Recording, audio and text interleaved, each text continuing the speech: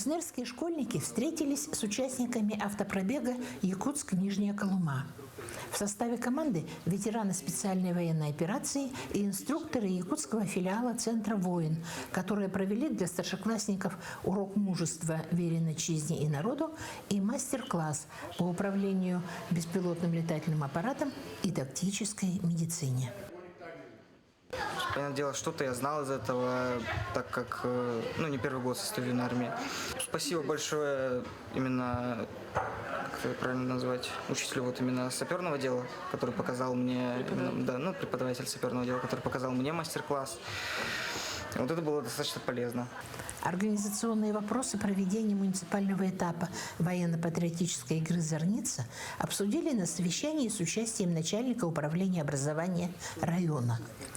Экспертами на этом этапе будут ветераны боевых действий. Встретились очень хорошо, оказывается, здесь в гимназии, встретились с учениками, с педколлективом. И мне очень понравилось, вот эта юная армия начинает работать активно. И на встрече у главы нашего района тоже были. И мне обрадовало то, что с 6, по-моему, наслегов, главами работает двух наслегах уже ветераны СУВО. Это очень отрадно.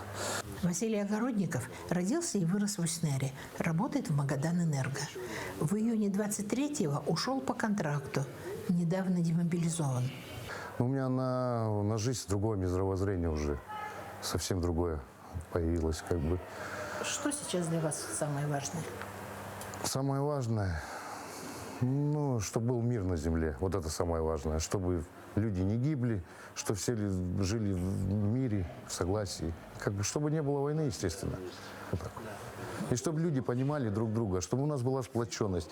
Если мы сплоченнее здесь, в тылу, то, естественно, мы там тоже будет. Надо отсюда все начать, самое главное, с тыла. Чтобы люди были как сплоченные, а где сплоченность, там и победа. Следующая точка маршрута – село Хану Мумского района. Пусть будет нетрудным путь. Светлана Поцелуева, Андрей Неустроев, Уснера.